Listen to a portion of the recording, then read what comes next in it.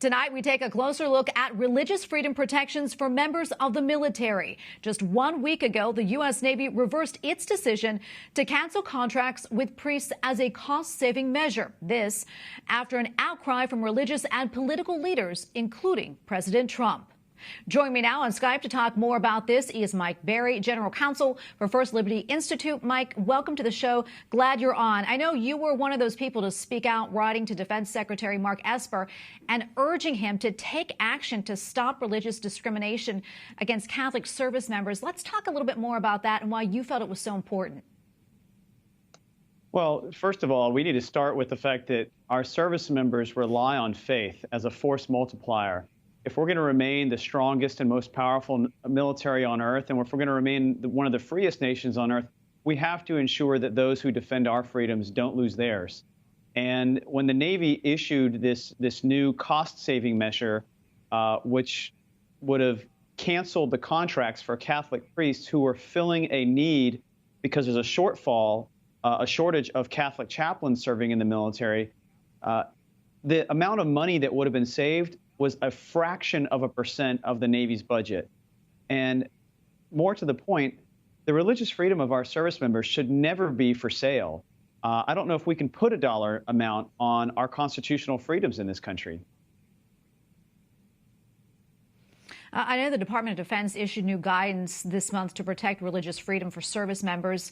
What do you think of that move, and what are some of the enhancements or improvements to the military's policies? Well, in light of what just happened with the Navy, the issue that we just talked about, I think this is a breath of fresh air. I mean, we kind of had some bad news. Well, it was followed by good news when the Navy reversed its decision. But then when we got news that the Department of Defense was issuing revised guidance, we took a look at that guidance because this is something that First Liberty Institute has been asking for the better part of 6 years. And the previous guidance was way out of step with the Constitution and out of step with federal law. And when we saw the new DoD regulation clarifying that the Department of Defense will now follow the Constitution and will apply the Religious Freedom Restoration Act to our military, I got to tell you, we were celebrating because this is great news for our military and great news for our nation. And we commend the Department of Defense for taking this much needed step. Mike, I know this is personal to you as you served for 7 years on active duty as an attorney with the U.S. Marine Corps, and you continue to proudly serve our nation as a member of the Corps Reserve. Talk for a moment about the importance of faith and the ability to practice one's faith for those who serve. I know you mentioned it briefly before. Yeah, you know, I was on active duty for about 7 years, or actually almost 8 years. And during my time, I had the opportunity to deploy to Afghanistan. And when we were in Afghanistan, we took enemy fire. And when you look into the eyes of your fellow Marines, or, you know, if you're in a different branch of the service, your fellow soldiers, sailors, and airmen, and you see that there's real fear because this is a life and death situation and you're confronted with your own mortality, that's when faith becomes real. And you begin to realize that many of us are there serving because we believe in something much larger than ourselves. And we want to know and have the comfort to know that if something were to happen to us, that our faith will be there to sustain us. And to take that away from our troops, I can't think of anything more damaging to our military.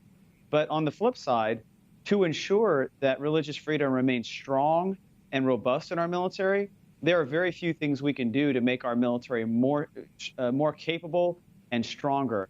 And that's why I continue to say that religious freedom truly is a national security issue, because I experienced it firsthand, and I know that there are many thousands of my fellow service members who would agree with me.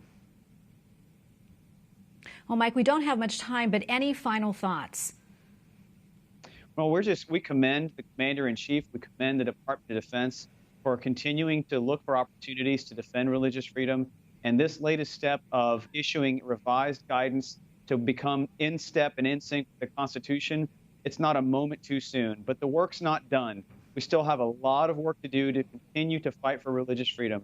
The price for freedom is eternal vigilance, and First Liberty Institute will remain eternally vigilant for that. Mike, thank you so much for your time, and thank you for your service to our country. Mike Berry, General Counsel for First Liberty Institute. Thank you again. Thank you.